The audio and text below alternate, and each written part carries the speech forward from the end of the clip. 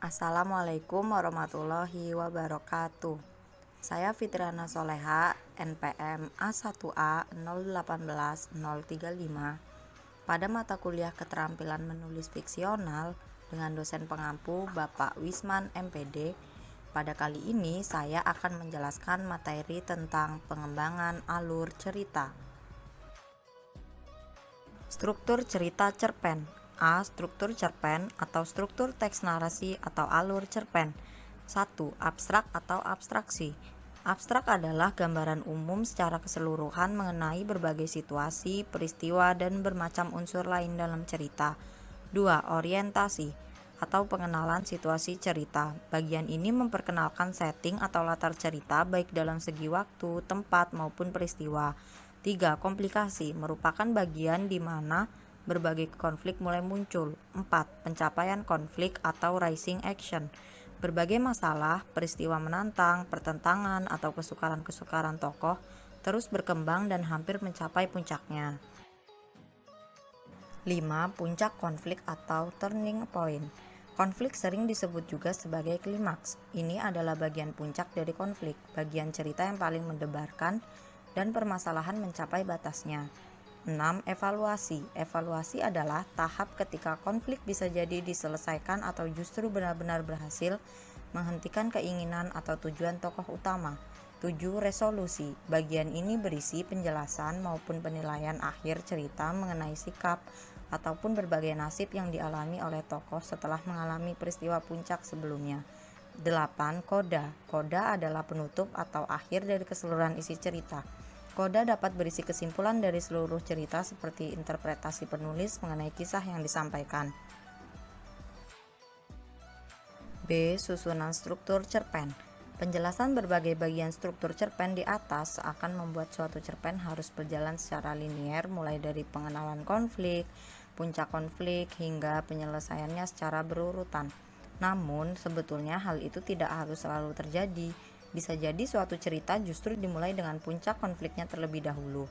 Misalnya, cerita misteri atau detektif cenderung memulai ceritanya dari komplikasi atau puncak konfliknya terlebih dahulu. Setelah itu baru dimulai orientasi untuk memperkenalkan tokoh detektif, para tersangka, dan korban. Pada akhirnya, resolusi mulai muncul seiring terpecahkannya berbagai misteri yang telah muncul di awal struktur cerpen. Intinya, susunan struktur sangat bergantung pada kebutuhan cerita, kreativitas, dan inovasi dari penulisnya sendiri. C. Alur struktur cerpen. Berdasarkan susunan naratif waktu, alur cerpen dapat dikategorikan menjadi 3 alur, yaitu 1. Alur maju, merupakan alur linear atau waktu yang berjalan secara berurutan dimulai dari masa lalu hingga ke masa depan. 2. Alur mundur, yaitu jalan cerita yang justru dimulai dari masa depan ke masa lalu. 3. Alur campuran, yaitu perpaduan antara alur maju dan alur mundur. Bisa dilakukan dengan cara menggunakan kilas balik pada suatu waktu tertentu dalam cerita. D. Kualitas struktur.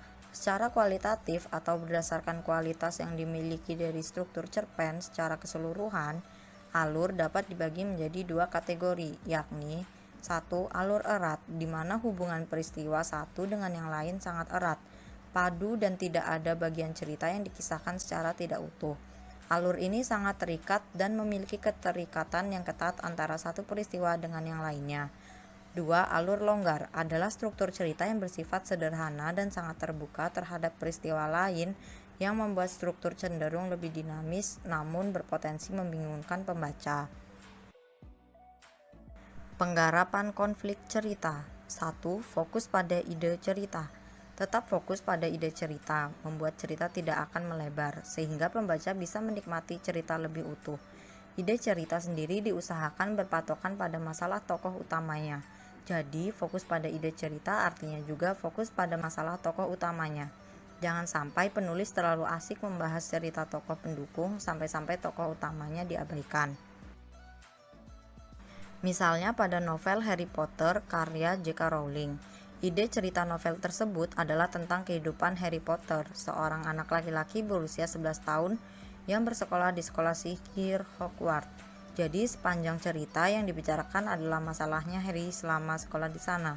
Memang ada tokoh lain seperti Ronald Weasley, Hermione Granger, keluarga Ron, dan masih banyak lagi. Tapi porsi cerita mengenai tokoh pendukung tidak mendominasi sehingga cerita tetap fokus pada Harry. 2. Munculkan kejutan dalam cerita. Kejutan dalam cerita dapat berupa gimmick dan juga twist. Gimmick adalah yang disampaikan lewat tokohnya, sehingga pembaca menjadi penasaran dan memaku diri untuk terus mengikuti jalan ceritanya. Misalnya pada novel Harry Potter, gimmick dimunculkan pada kejadian yang dialami Harry. Saat Harry tiba-tiba menerima surat dari Hogwarts, kedatangan Hagrid ke rumahnya, berkenalan dengan Ron di kereta, dan masalah lain seputar Harry. Gimik inilah yang membuat cerita terus bergerak maju. Twist adalah kejutan tak terduga. Penulis harus pandai meletakkan twist di bagian tertentu cerita untuk membuat pembaca tetap bertahan dengan cerita kita.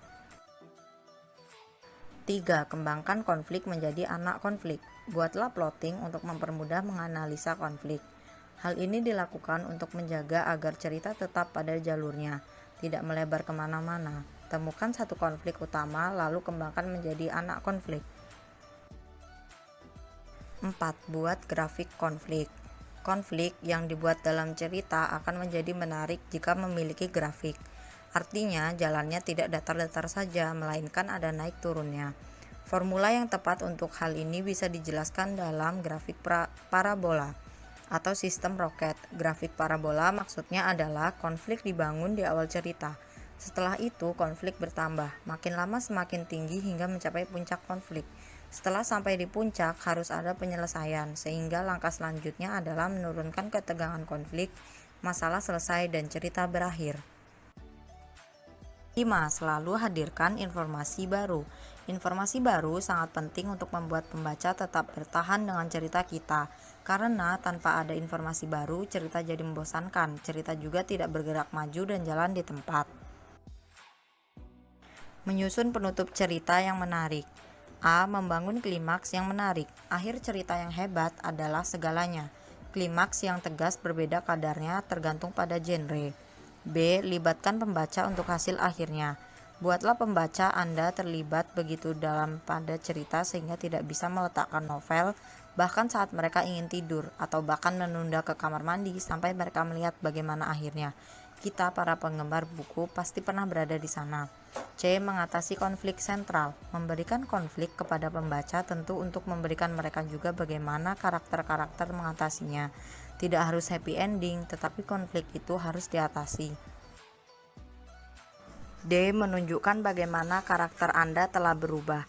Perjalanan cerita adalah tentang pertumbuhan karakter, menunjukkan bagaimana karakter Anda telah berubah dari yang kurang percaya diri menjadi percaya diri, atau yang tadinya punya masalah keuangan menjadi karakter yang mampu keluar dari krisis di akhir novel. E. Memberikan ruang untuk imajinasi. Sedikit misteri dapat memberikan ruang untuk imajinasi pembaca. Mereka akan bertanya-tanya apa yang akan terjadi di buku kedua dan tak sabar untuk menunggunya. F. Melakukan penebusan kepada karakter utama atau hero. Tidak peduli seberapa banyak kesalahan yang telah hero lakukan di sepanjang cerita, biarkan pembaca menyadari bahwa pada akhirnya karakter tersebut akan melakukan hal yang benar terlepas dengan keputusan-keputusan yang salah yang dia lakukan sepanjang plot. Mereka akan menembusnya. Praktik mengembangkan alur dalam cerita. Jangan takut dengan adegan pasaran. Jangan khawatir mengenai adegan-adegan yang sudah pasaran di cerita. Menarik tidaknya sebuah cerita semua bisa tergantung dari bagaimana cara penulis memainkan cerita tersebut. 2. Utamakan rasa keingintahuan pembaca. Mainkanlah alur cerita yang kamu kembangkan untuk memelihara rasa ingin tahu pembaca. 3. Perhatikan sekeliling. Semakin banyak cerita yang didengar, maka semakin banyak pengalaman dan pembelajaran yang dapat dilihat, sehingga semakin banyak pula inspirasi yang bisa dikembangkan pada cerita yang sedang ditulis. 4. Logis. Salah satu perbedaan pada tulisan fiksi dan non-fiksi adalah sisi logika yang dikembangkan di dalamnya. Pada tulisan non-fiksi, unsur logis dan empiris sangat diutamakan. Sebaliknya, tulisan fiksi cenderung memiliki kelonggaran dalam hal logika. Kesimpulan, salah satu elemen terpenting dalam membentuk sebuah karya sastra adalah plot cerita. Dalam analisis cerita, plot sering disebut dengan istilah alur. Struktur cerita cerpen terdiri dari abstrak, orientasi, komplikasi, pencapaian konflik, puncak konflik, evaluasi, resolusi, dan koda. Dalam menciptakan suatu permasalahan dalam cerita, ada 5 hal yang perlu diperhatikan oleh penulis agar konflik yang dihadirkan pada cerita tersebut menarik, yaitu fokus pada ide cerita, munculkan kejutan dalam cerita, kembangkan konflik menjadi anak konflik, buat grafik konflik, selalu hadirkan informasi baru. Untuk menyusun penutup cerita yang menarik, yang dapat dilakukan yaitu membangun klimaks yang menarik, libatkan pembaca untuk hasil akhirnya, mengatasi konflik sentral, menunjukkan bagaimana karakter Anda telah berubah, memberikan ruang untuk imajinasi, melakukan penebusan kepada karakter utama atau hero, pastikan akhir atau ending novel Anda masuk akal, menjawab semua pertanyaan dalam cerita, memikirkan jenis ending cerita yang paling cocok dengan novel Anda, dan belajar dari novel-novel dengan ending yang bagus. Demikianlah materi yang sudah saya sampaikan, semoga bermanfaat. Terima kasih. Wassalamualaikum warahmatullahi wabarakatuh.